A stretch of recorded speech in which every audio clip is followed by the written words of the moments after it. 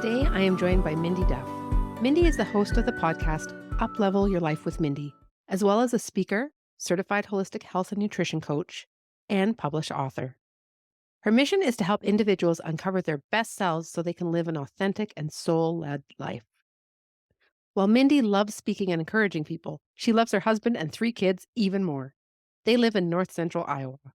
You can check her out on her website, www.mindyduff.com. I love how Mindy shares about authenticity and how important it is in every area of our lives. We discuss what an authentic life looks like and why we want to live that way. If you are a people pleaser, then this episode is a great one for you.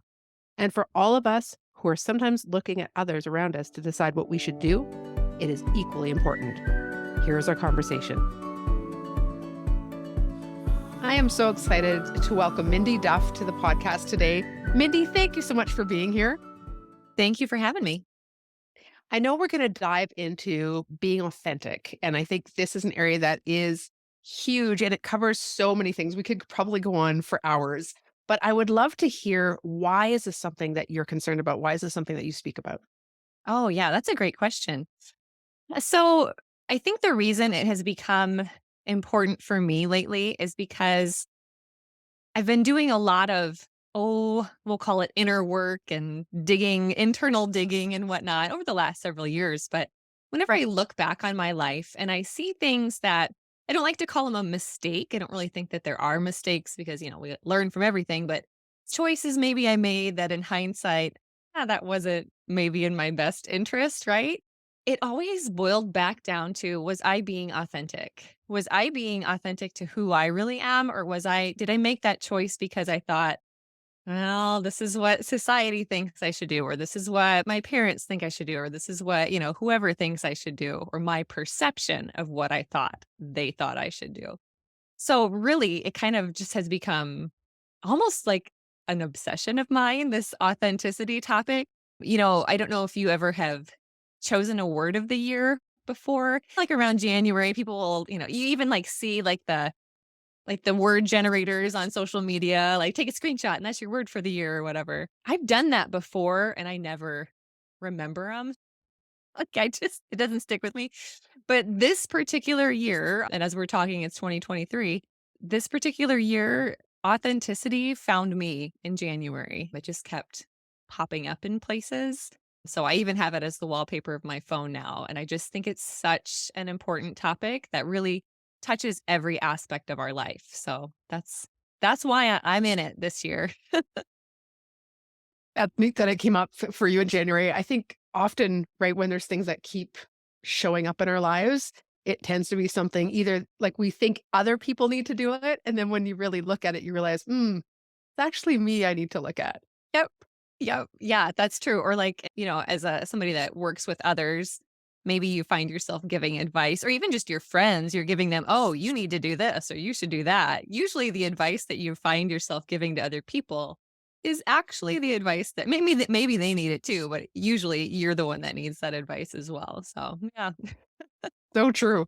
So true. I know on this podcast, usually when we're not doing this summer series that we're doing right now with female entrepreneurs, we talk about people pleasing and perfectionism and procrastination. And one area that I often come up against when it comes to authenticity is the people pleasing. Like you were saying, like looking at other people, what do they want from me? What do they expect? Do I need to be that person for them to like me? Is that something that you encounter when it comes to your life and dealing with authenticity? All the time, every single flipping day.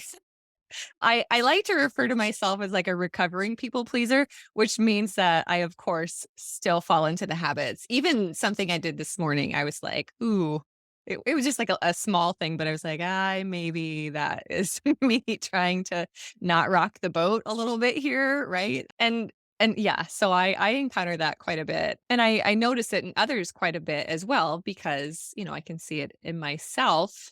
And so then you more easily see it in others. But yes, people pleasing, that's a whole podcast right there too, isn't it? As I am more aware of it though, like you cannot live an authentic life if you're constantly trying to please others.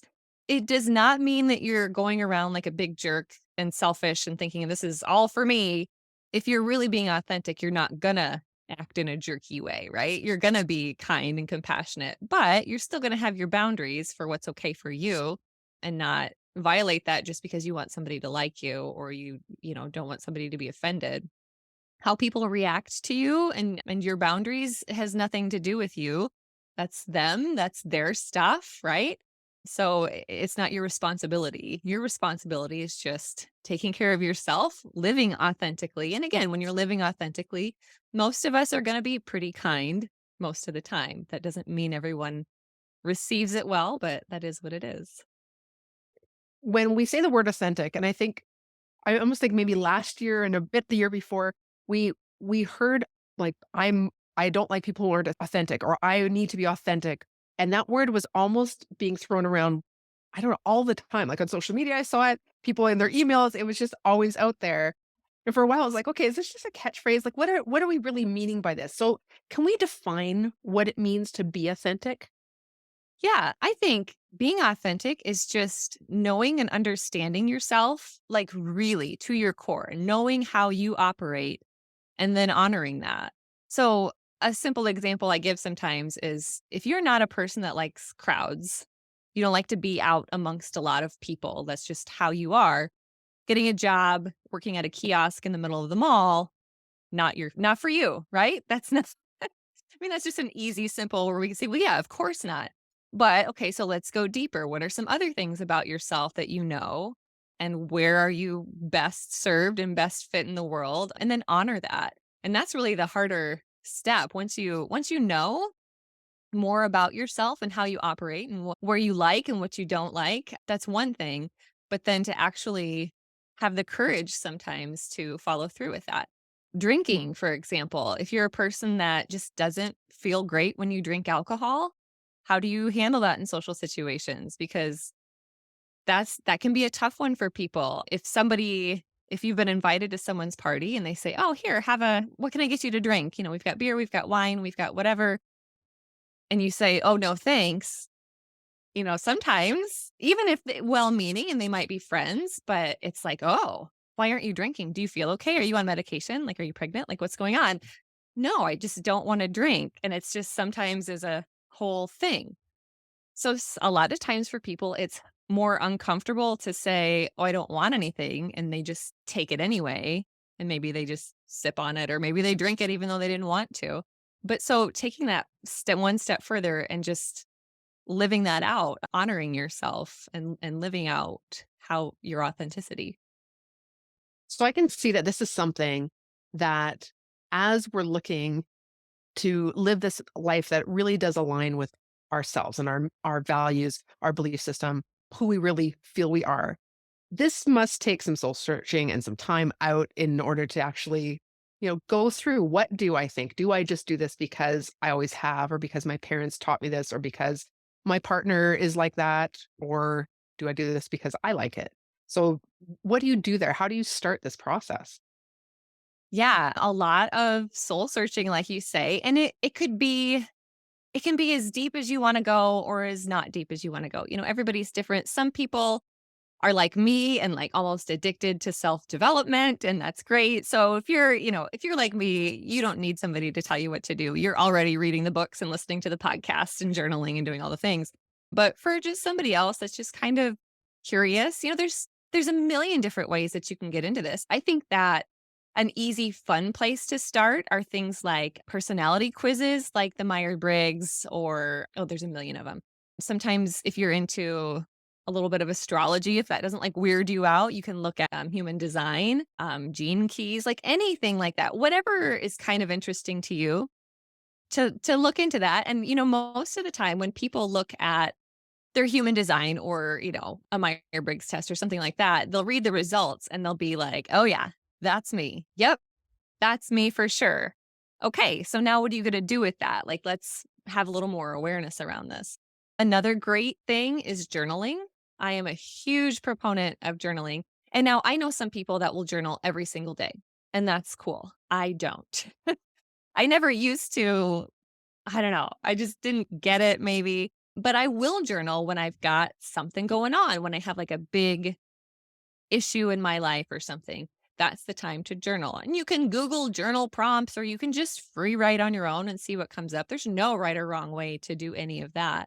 So journaling is good. And then another thing, if you're like, I'm not quite there yet, is to just start reflecting on decisions that you're making and asking yourself why. You can do that driving in the car.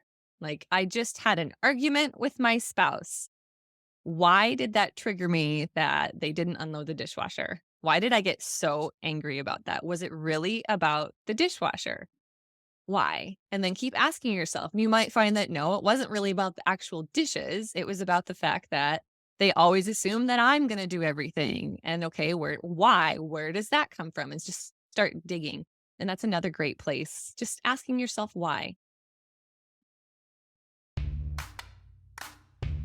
For the months of July, August, and September, we are focusing on being a woman entrepreneur. I know personally that along my journey, there have been some amazing coaches who have helped me figure out exactly what I wanted to do and how I wanted it to look and feel.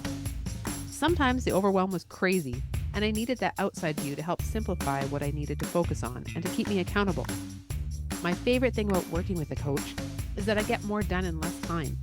Whether it is learning to manage my time, having step-by-step actions to complete a goal, or having someone to help me overcome limiting beliefs and mindset blocks, the coaches I have worked with have been a huge part of my success. Maybe you're looking for a coach or are curious if it's something you need. Because I believe so highly in helping women on their journey, I want to offer you something special. Each month, from July through September, I'm offering 30-minute strategy calls for free to the first 6 women who book a call with me. Each month, 6 new spots will open, and I hope you will take advantage of this time to get clear on where you are and where you want to go. I love learning about the women in my community, and I'm looking forward to hearing about what you want to create. Book your call by clicking on the link in the show notes, or go to my podcast page on my website, pursueprogress.com/podcast. These 6 spots are first come, first serve, so don't wait. Now, back to the podcast. I love when we get curious like that. I think it often will de-escalate a lot of the feelings of judgment, self-criticism, feelings that we need to defend ourselves. And so I think when you are saying ask yourself why, that is such a great just way to start into this. That doesn't bring up a whole lot of emotion then that can sometimes Yeah. get attached. Yeah, yeah. And all that, the judgment and the criticism and the complaining, that's us sliding into victim mode. And you know what? We're human and you're gonna go into victim mode all the time because that's just our human nature.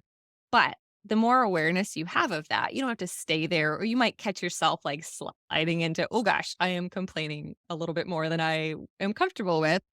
What's going on here? And digging into that. But victim mode really it does serve you to some degree because you're identifying what you don't want in your life. This is the problem. So once you go, "Oh gosh, I'm being a victim here. These are all the things that are wrong." It's your life, change something. You don't like it, and that's easier said than done in a lot of things, I realize. But it's showing you, "Hey, there's an issue in your world that's not as you would like it, so what could you do about it?" I'm just thinking as we're talking about this, maybe somebody's listening and wondering, how do I know if I'm being authentic? Like, I think I am, but I'm not sure. And what would I see in myself if I wasn't being? Do you have any responses for that? Yeah, yeah, and it's kind of an airy-fairy answer, I guess. You'll feel it. Like, you'll just feel that you're being authentic. And maybe it's helpful to think of a time in your think of, like, dramatic times in your life when you know, "Oh, yes, I was being very authentic here," or, "Ooh, I can remember that one time when I was not being authentic at all," right? Just kind of looking back and, well, what did you notice about that? But a person who is being authentic most of the time, and again, we're human. You're not gonna this isn't some standard you're gonna hit where, "Oh, I'm 100% human from the or, authentic from the time I open my eyes to the time I close them to go to bed." But you're gonna feel more peace. You're gonna feel a little more centered because you're not worrying about what this person is thinking or what's gonna happen if I don't do this or this. It doesn't matter because you know that you're making this decisions best for you that's best for you. I heard recently, just yesterday actually, the whatever is best for you is best for everyone. And I think a lot of us that are like reformed people pleasers, me included, we think that we know what's best for everyone. And that's why we're trying to like micromanage things all the time. Or, oh, I better not say that because that's going to upset them. And maybe I should just volunteer for this thing because if I don't volunteer, then they're going to be mad and da, da, da, da, all these things we think of. We create it in our heads, but you don't know. You don't know what the actual best solution is for everyone else. You can't possibly know that. All you can know is what's best for you. So, living what's best for you is going to be best for everyone else, and it's going to make you more relaxed, less anxiety, way less anxiety, and just more of a sense of peace throughout your day. I love that we can talk about this as far as just in general, but I think also it's important for us to cover this from the sense of women who are entrepreneurs and are, dealing with maybe a lot of people. Maybe they're not. Maybe they're running a business from behind the screen. But even so, you're still dealing with people on the other end that you may or may not see faces of. And I think in this area, authenticity can look a little bit different, but also because a lot of people want to put out their best face, right? The perfect image. And that obviously is not going to be 100% authentic. So what do we do there when we're running a business? We have a persona or a brand that we want to hold out there, but at the same time, we want to be us. Yeah. Yeah. And I think there's a few different ways to approach this. I will say that I know in my own business, my own experience as an entrepreneur, there were times when I would try to make stuff happen. And for me, I like human design. If you don't, that's fine. But in my human design, something that does resonate with me is I'm a generator, which means I need to wait, right? Like wait to respond. Like when the opportunities come, then take them. But every time I would like try and make something happen, try and force something into place, it never panned out the way I wanted, not even remotely close. But when I started to be a little more authentic and go, okay, maybe I need to just wait. Then when the opportunities would come and it would just be amazing, right? So that's one way is to make sure that within your business, you know how you operate. We're not all generators and you may not care about human design, but wherever your zone of genius is, make sure you're encouraging that and not the other stuff. But in terms of, you'll see some people on their social media with business or anything, not just social media. I mean, emails and all of it that just lay it all out there. I mean, it's my business, but here's all my personal junk that's going on and here's everything else. And for some people that works. I mean, I know you probably follow some people like that. I follow some people like that. And there are some of them that, yeah, it works. And I feel a little more connected because they're so open and raw with everything that they're going through. However, it doesn't work for everyone. And maybe you've noticed this too. Maybe you've seen people's businesses, maybe you followed or just seen here and there where they're kind of trying to do that. And it's just like, whoa, too much. Like I just want to, hire you as my plumber. I don't need to know that you're, going through these relationship issues or whatever it is. Right. So I would say what feels best to you? I mean, I'm thinking of one person in particular that I follow. She's amazing and she's pretty open about her whole life. And I love that vulnerability and it works for her. And I know that that feels really good for her to share in that way. Just the type of business she has. She builds a lot of community and that's just what she's doing. But if that doesn't feel right to you, if you're like, I don't want to show pictures of my dirty dishes, I don't want people to see that. That doesn't mean you're being inauthentic. In fact, I would say the opposite. You not wanting people to look at your dirty dishes has nothing to do with being authentic or not. You showing your dirty dishes when you're uncomfortable with it, that's being inauthentic. That's again just another example of you doing something that, well, everybody else is being like super vulnerable. So I guess I have to too. No, you don't. You don't have to at all. Entrepreneurs, this is your business. You run it however feels right for you. So any aspect of your business, if there's anything that doesn't feel good, that's a spot to at least re-examine, if not completely stop doing it altogether, right? This is really good advice. I think often we do compare to what's going on out there or the trends or, what seems to be the going concern. And definitely, I know in my own business, there can feel that pressure, but everyone else that does it, it seems to be selling. Yep. This is obviously a good business strategy. So I should go with that. And yet we are so individual. And I know for me, I'm not super I mean, I'll share things, but I'm not super vulnerable. And if I do get vulnerable, it's coming from a place that I feel like I need my people to know this. This is something that I know will help them. But if I just try to be super vulnerable for the sake of it, it sounds so, it just doesn't sound like me. It sounds Yeah. totally like another person putting it out there. So I love that you're saying this. Yeah. Yeah. And for you, as an example, it's probably you being super vulnerable just some random times when you just feel it deep in your soul is going to be so much more impactful than you forcing yourself to be vulnerable all the time for you personally. And Yeah. that's you being authentic. Another thing I was wondering about when we talk about, running our businesses is where can this affect us? Where are places that we can see both either being very authentic or being very inauthentic? Oh, everywhere. I mean, especially, I guess I'm thinking entrepreneurs. It could be anyone, though, if you happen to listen and you're not an entrepreneur. Absolutely every single aspect of your business from what is your logo?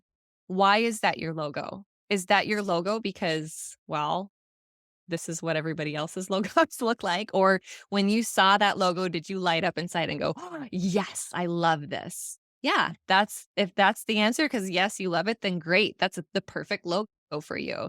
How often do you show up on social media? I know people that show up multiple times a day. I also know people that are actually some that are even more successful than the than the previous that never show up on social media, very rarely, because they just don't if they don't have something of value to say, they don't feel the need, so they don't, which is the right answer. They're both right, whichever feels right to you. There's not a single aspect, especially entrepreneurs, there's not a single aspect of your business that is not touched by your ability to live authentically because your business is an extension of yourself. And I know there's a separation there. Your business is not you, right? But it is something that you've created it. It's who's making the decisions here. It all comes back to you. So, how does it feel? Every single decision that you make in your business, how does it feel? Does it feel right? Or are you doing again, ask yourself why. Why did I feel like I needed to create that reel? Why did I feel like I needed to, send that email because I really had stuff to share or because I just feel like, oh, I haven't posted for a while and there's this new trend, or maybe I should go on TikTok because everybody else is going on TikTok, even though I hate how much time I spend on social media already. I guess maybe I should try it. Just spend some time and asking yourself what your motivating factor is. And that's going to be a good clue as to whether you're being authentic or not.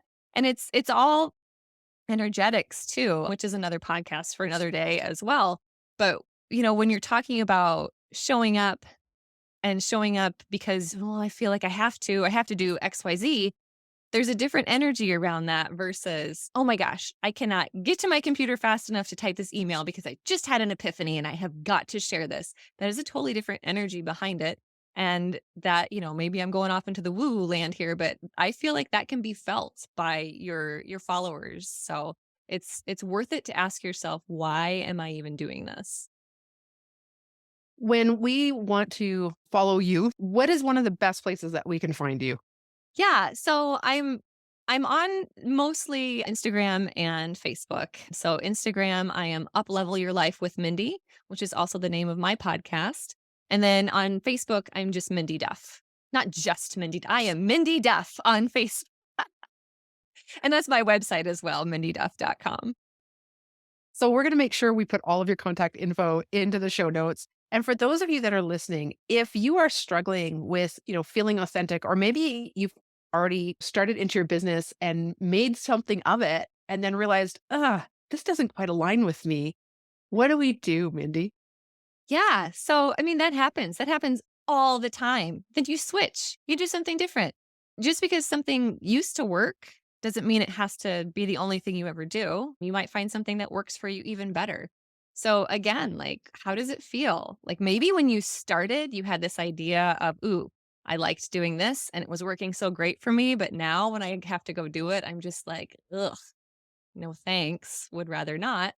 Don't do it anymore. Find a way to do it in a different way. A way that makes you a little more excited about it. Thank you so much for coming on the podcast today. Is there anything else you'd like to share with the listeners? Yeah, thank you so much for having me. I 100% love talking about this topic of authenticity.